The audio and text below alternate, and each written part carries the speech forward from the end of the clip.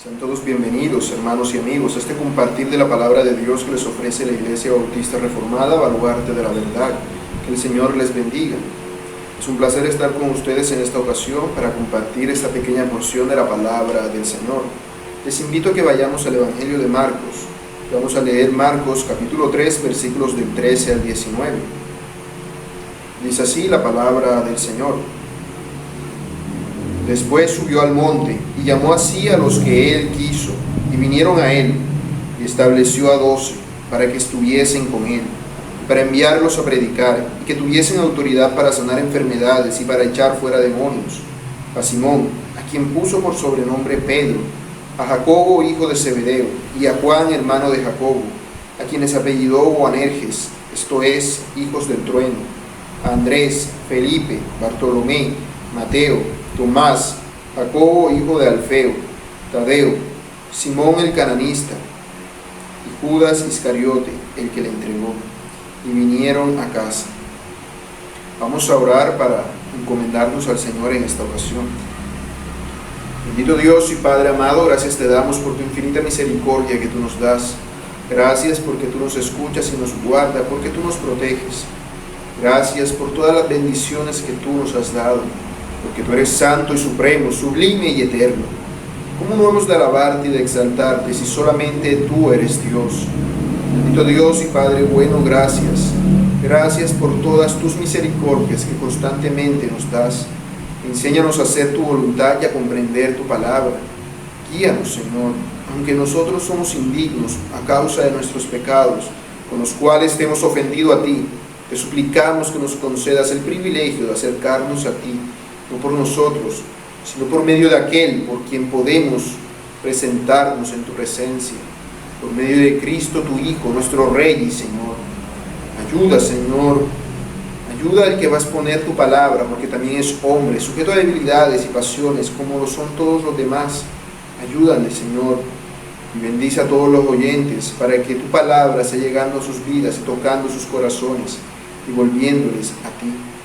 Gracias, Padre bueno. Gracias por todas tus misericordias que constantemente nos das. En el nombre de Jesús tu Hijo, a ti nos encomendamos. Amén. Muy bien, hermanos y amigos, como ya les había dicho, estamos en este pequeño compartir de la palabra de Dios del Evangelio de Marcos. Como ya hemos dicho anteriormente, Marcos nos habla acerca de Jesús, pero nos habla explicándonos quién es Él. Su Evangelio inicia declarando que Jesucristo es el Hijo de Dios, y lo presenta como el Rey prometido, como aquel que tiene autoridad sobre toda la creación, porque es Dios mismo. Esto fue testificado por los profetas del Antiguo Testamento, por Juan el Bautista, aún por Dios el Padre, y también por Dios Espíritu Santo. Y sus milagros eran prueba irrefutable de ello. Él tenía autoridad sobre el diablo, sobre los demonios, aún sobre los seres humanos, para llamarlos de las tinieblas a su luz admirable. Tenía el poder para sanar toda enfermedad, para perdonar cualquier pecado. También tenía autoridad sobre el día de reposo.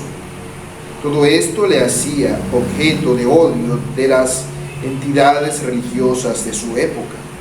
Los religiosos de su época le odiaban porque él enseñaba lo que la palabra de Dios decía, mientras que ellos enseñaban lo que sus tradiciones decían. Ellos enseñaban lo que sus padres les habían enseñado, lo que sus maestros les habían enseñado, pero que no era acorde a la palabra de Dios. Y en algún punto de su historia habían empezado a darle más importancia a las enseñanzas de sus ancestros que a lo que la palabra de Dios decía. Y ahora viene Cristo, nuestro Rey, y predica el Evangelio, predica la palabra de Dios. Y a causa de ello, estos hombres que no predicaban la palabra de Dios, sino sus enseñanzas humanas, le odiaron, porque lo vieron como un enemigo potencial para todo su sistema. Todo lo que ellos creían se sustentaba en tradiciones y costumbres. Por lo tanto, Cristo era un enemigo para ellos. Era un enemigo terrible para estas personas. Ahora, el Señor sabía que su tiempo en el mundo encarnado era un tiempo limitado. Así que Él debía dejar a alguien que se encargara de continuar la obra que Él inició. Él debía dejar a alguien. Estas personas que Él fuera a dejar no podían ser los religiosos de su época, porque los religiosos de su época habían demostrado que no seguían a Dios. En realidad no les importaba a Dios, sino su propio estatus social y las tradiciones y costumbres que a ellos les habían enseñado. Pero no les importaba a Dios. Así que el rey decidió escoger a aquellos que habrían de continuar con la obra que él inició, sus apóstoles. Así que de entre todos sus discípulos, que ya para ese entonces debían ser cientos de personas, él escogió a 12 que se encargarían de continuar su obra y que serían el fundamento para su iglesia. Es en ese contexto que nos coloca este pasaje. Así que vamos a leer los versículos que vamos a poner en esta ocasión. Aunque leímos Marcos desde el 13 hasta el 19, Marcos 3, vamos a ver en esta ocasión los versículos del 16 al 19, que son los que nos corresponden.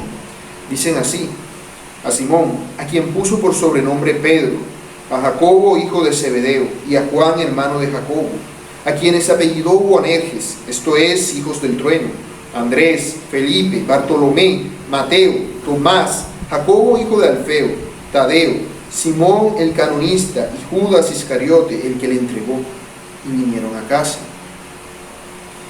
En esta sección del texto se nos habla de los 12 apóstoles que fueron escogidos por el rey.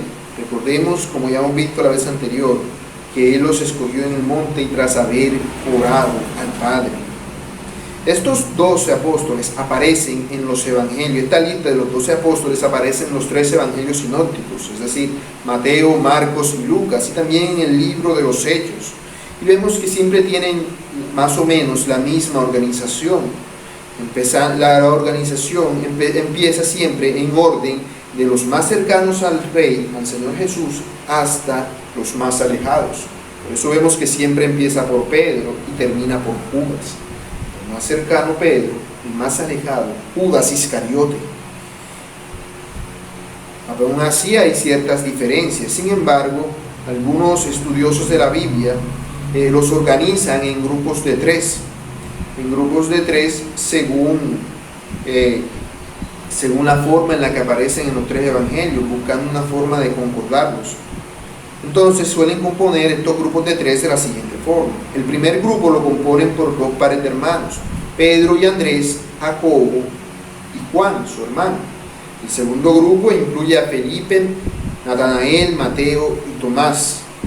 El tercero está compuesto por Jacobo, hijo de Alfeo, Tadeo, Simón el Celote y Judas Iscariote, quien vemos que su obra sería terminada más adelante en el libro de los Hechos por Matías, quien fue escogido por los otros apóstoles, guiados por el Espíritu Santo, escogido por los otros apóstoles y la iglesia, bajo la dirección del Espíritu Santo.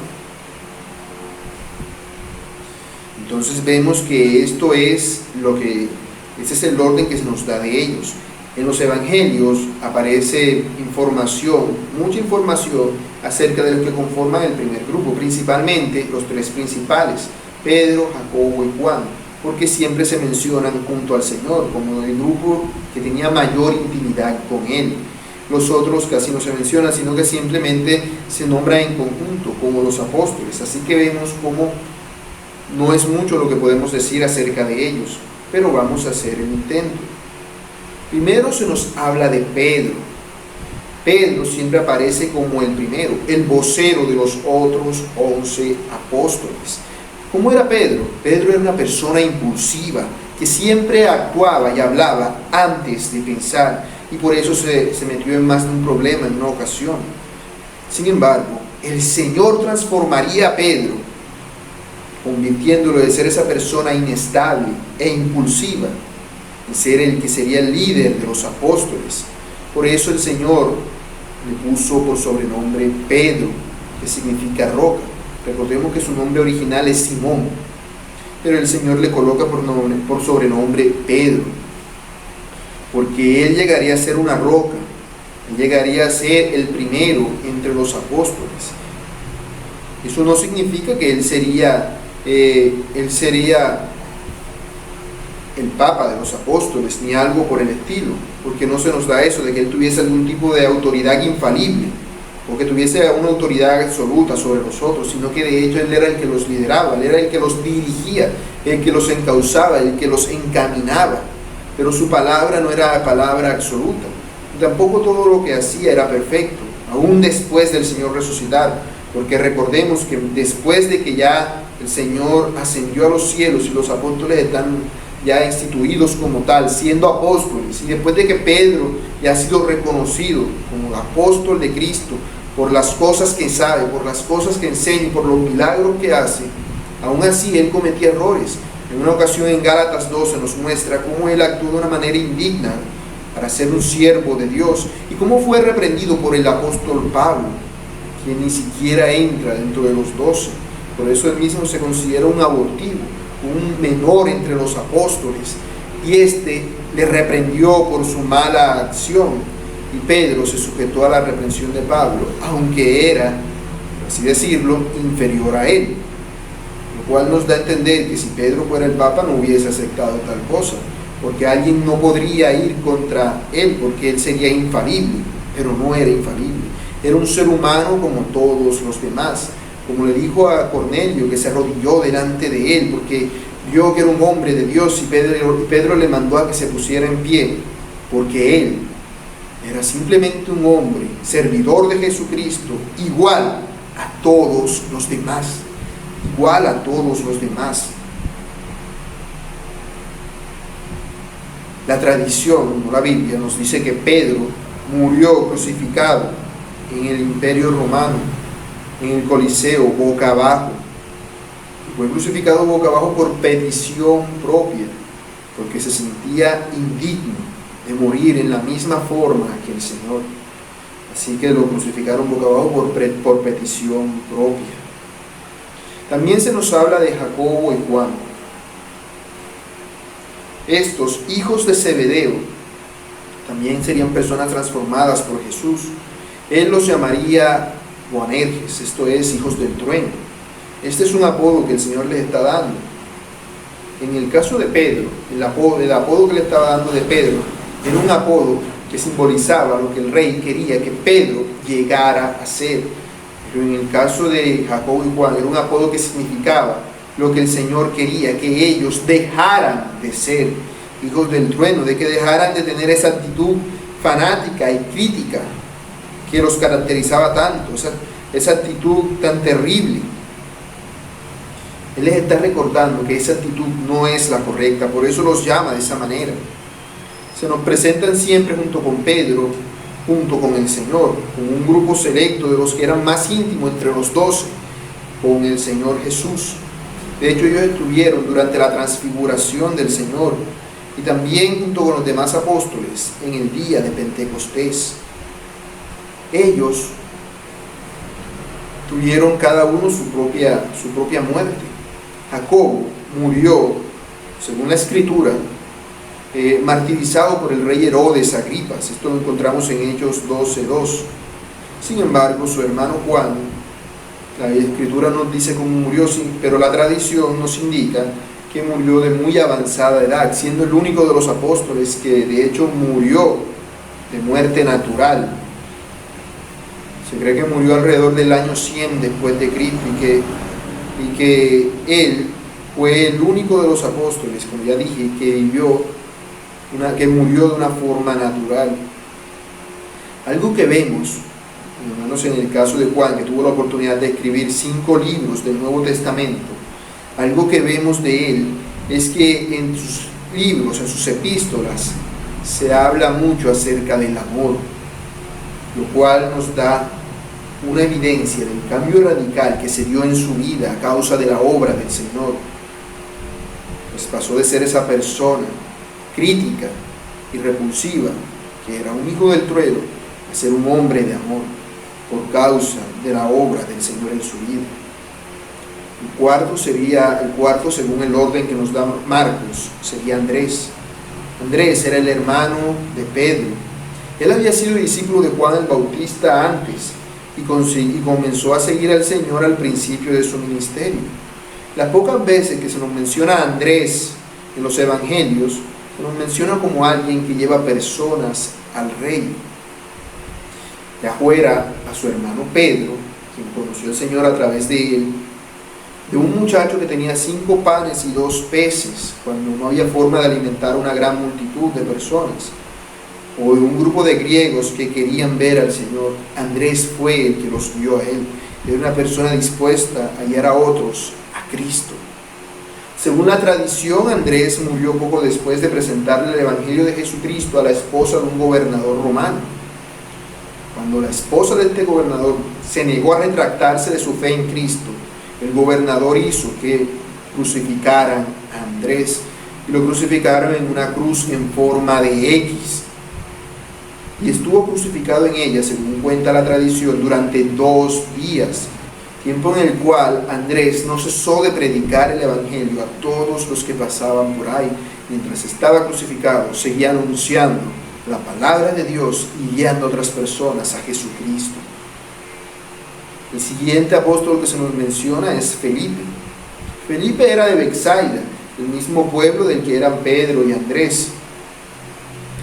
Antes de alimentar a los 5,000, fue Felipe quien preguntó que dónde conseguirían alimento para tantas personas. Y también fue Felipe quien, cuando estaba reunido con el Señor, le dijo: Señor, muéstranos al Padre y nos basta. A lo que el Señor le respondió: ¿tanto tiempo hace que estoy con vosotros y no me has conocido, Felipe? El que me ha visto a mí, ha visto al Padre. ¿Cómo pues dices tú, muéstranos al Padre? Como vemos, Felipe era alguien torpe, pero esa torpeza era característica de todos los demás apóstoles, no era solamente de él, era algo característico de ellos antes de ver al Señor resucitado. Era algo característico de ellos antes de ver al Señor resucitado, cuando ellos entendieron todas las obras del Señor. Entonces vemos que Felipe fue alguien que fue transformado, al igual que los otros apóstoles. También tenemos a Bartolomé. Bartolomé comenzó a seguir al Señor gracias a la influencia de Felipe. Él fue quien lo había guiado al Señor. Su nombre significa hijo de Tolmai. Por eso muchos creen que en realidad no es un nombre, sino que es un apellido, como cuando dicen hijo de Alfeo. Y que su verdadero nombre es Natanael. Esto es lo que se cree popularmente, que significa dado por Dios. Fue a Natanael a quien el Señor le dijo: he aquí un verdadero israelita en quien no hay engaño. También tenemos a Mateo. Mateo era un recaudador de impuestos del Imperio Romano. Los recaudadores de impuestos, como ya dijimos cuando hablamos de él, eran personas repudiadas dentro de su sociedad, eran traidores a la patria, porque se habían aliado con el enemigo para extorsionar a su propio pueblo. Sin embargo, cuando el Señor lo llamó, Mateo dejó todo eso y le siguió. Tomás, según Juan 11:16, su sobrenombre era Dídimo, que en griego significa gemelo. Tomás era alguien valiente, pero también bastante pesimista. Él fue el que dijo a los otros apóstoles: vamos también nosotros para que muramos con él. También volvió a decir lo mismo cuando el Señor resucitó, porque no quería creer que él había resucitado. Él no quería creer, de hecho quería tocarlo y palparlo, y aún las heridas, para ver si en realidad era el Señor o no era un espejismo, una ilusión, un fantasma o algo así, porque no quería creer en él. Pero cuando el Señor se manifestó delante de él, él creyó y se refirió a él como Señor mío y Dios mío. Según la tradición de la iglesia, Tomás llevó el Evangelio a India, donde fue asesinado de una forma brutal. Otro de los apóstoles es el hijo de Alfeo, Jacobo. Es muy poco lo que podemos decir acerca de él. Jacobo era hijo de Alfeo, también se le conocía como Jacobo el menor, y también tenía una madre que también era seguidora de Jesús. Se nos habla también de su hermano Tadeo. Sabemos que es su hermano porque se nos refieren a él como hermano de Jacobo. Así que es muy probable que sea hermano del anterior Jacobo, o puede ser que Jacobo sea otro Jacobo diferente, pero que él era conocido por eso. Se nos conoce a Tadeo, también se le conoce como Judas. Judas, hermano de Jacobo, o Judas, no el Iscariote. Es decir, no era Judas Iscariote, era otro Judas. Hay quienes dicen que este Judas fue el que escribió la epístola de Judas, que encontramos en el Nuevo Testamento. Sin embargo, es poco probable que sea así, porque por lo que vemos en la misma epístola y la forma en la que se refiere a Santiago y la forma en la que Santiago se refiere al Señor como hermano de él, lo más seguro es que el que escribió la epístola de Judas sea otro Judas, porque ese Judas es probable que sea el que era hermano del Señor Jesús. Y aquí vemos que es alguien más, era hermano de Jacobo. También tenemos a Simón el celote. Como su nombre lo indica, él era un celote. Él era alguien rebelde al imperio romano. Básicamente era un libertador, un patriota, o podríamos considerarlo un guerrillero, alguien que quería conseguir la libertad por cualquier medio violento, querían iniciar la revolución. Esos eran los celotes, quienes querían la libertad del imperio romano. Simón había sido eso, pero ya no más. Ya no sería más ese patriota que buscaría la independencia del imperio romano, porque ahora sería un patriota de Dios que seguiría a Cristo. Y es increíble el hecho de que Mateo y Simón aparezcan en el mismo grupo, porque Simón era un traidor al imperio romano, Mateo era un traidor al imperio romano, y Simón era uno que buscaba la libertad del imperio romano.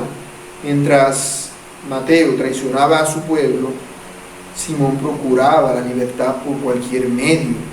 Eran personas totalmente opuestas. Si se hubiesen conocido en otras circunstancias, seguramente Simón hubiese matado a Mateo. Pero aquí vemos cómo ellos formaron parte del mismo grupo, el grupo de los apóstoles, el grupo de los 12. Para terminar la lista se nos menciona a Judas Iscariote. Siempre se menciona al final de todas las listas, cuando se menciona a los apóstoles, por el ser aquel que entregaría al Señor, por ese vergonzoso hecho. El hecho de que Judas traicionara al Señor Jesús fue algo que seguramente sus compañeros apóstoles no podrían creer, algo que ellos no entenderían. Para ellos sería una sorpresa. ¿Cómo sería posible que sería uno de ellos, que sería Judas, el que los traicionaría? Pero para el Señor eso no era ninguna sorpresa. Él sabía muy bien que Judas le traicionaría desde el principio. Él mismo lo manifestó. En Juan 6:70 leemos, diciendo el Señor: ¿no os he escogido yo a vosotros los 12, y uno de vosotros es diablo? Es decir, el Señor supo todo el tiempo que Judas habría de traicionarlo. Él lo supo todo el tiempo. Para él eso no fue una sorpresa ni fue un engaño. Él todo el tiempo sabía quién era Judas. De hecho, cuando Judas ya había decidido traicionar al Señor, el mismo Señor le dice que se apresure a hacerlo. Estos son el grupo de los 12 apóstoles, que el Señor escogió. Fueron escogidos por Él mismo. Más adelante, cuando Judas traiciona al Señor, alguien debe completar su labor, porque habrían de ser 12. Así que ellos se reúnen, los otros 11 apóstoles, junto con la iglesia, y guiados por el Espíritu Santo, escogen a Matías para que sea quien culmine la obra que Judas dejó inconclusa. Y al hacer eso, ellos dan una lista de requisitos que habrían de tener aquellos que quisieran ser apóstoles. Entre esos requisitos, uno de ellos, el que más destaca, que ellos deberían haber acompañado al Señor Jesús desde el momento en el que fue bautizado hasta el momento en el que ascendió a los cielos. Deberían haberlo acompañado todo el tiempo. Matías encajaba dentro de eso y por eso fue escogido. Eso quiere decir, básicamente, que no hay más apóstoles. No hay más apóstoles. Después de esos 12 apóstoles no habría más. El Señor Jesús predicó ¿dónde? En la región de Israel. Pero nada más. Fue a través de sus apóstoles que sus enseñanzas llegaron a todas las demás partes del mundo. Fueron ellos quienes se esforzaron en llevar el Evangelio a los gentiles, en predicar a Cristo a todas las demás personas del mundo. Ellos fueron los que se esforzaron en hacerlo, en predicar a Cristo y a este resucitado. Por eso es que los apóstoles son los que fundamentaron la iglesia. Ellos fueron instruidos por Cristo mismo. Debido a ellos es que tenemos hoy en día la palabra de Dios, y es que nosotros llegamos a conocer a Cristo a causa de ello, a causa de los apóstoles. Por eso vemos que nosotros tenemos mucho mayor alcance que el que tuvo aún el mismo Señor.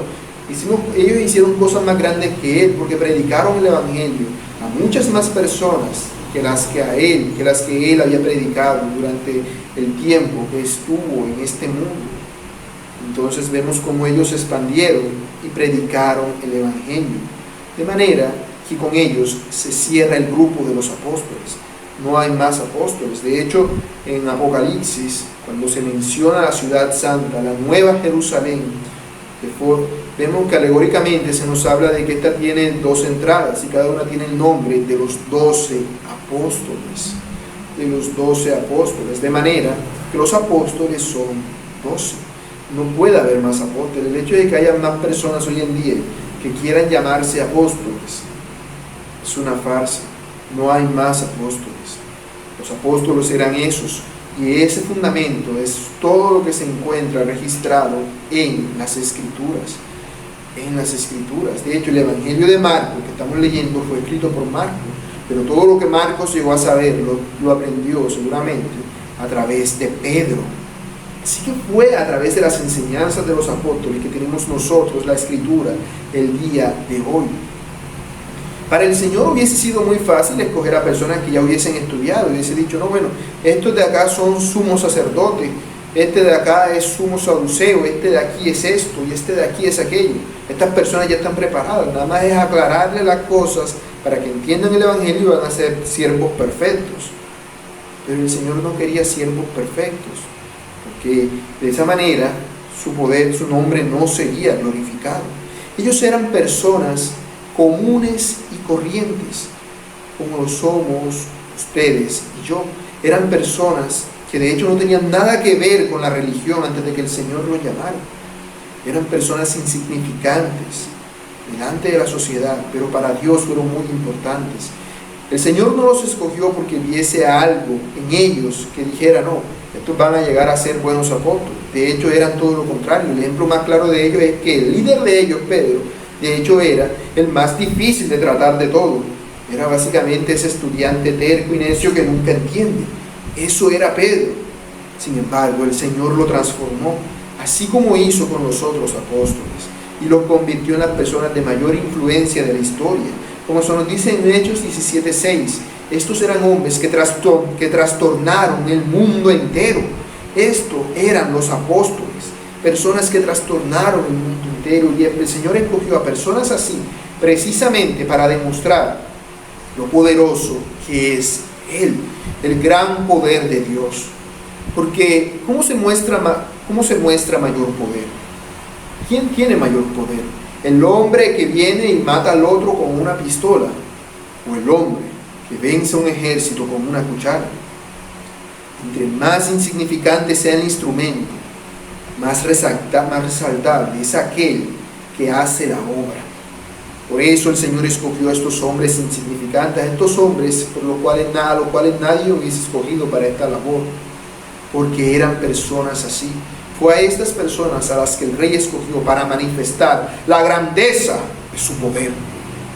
Así que, hermanos y amigos, reconozcamos al Rey como el Todopoderoso. Para Él nada es imposible. Él demostró su poder al sanar enfermos, al echar fuera demonios y al escoger a las personas menos calificadas para que lo representaran, para que así su nombre sea glorificado. No pensemos en lo insignificantes que somos, sino en lo grande que es nuestro Dios. Hermano, vuélvete al Señor de todo corazón. No pienses en tus falencias, no pienses en las cosas que no puedes o no sabes hacer, sino encomienda tu causa, porque la obra es de Él, y Él no la dejará inconclusa en ninguna manera.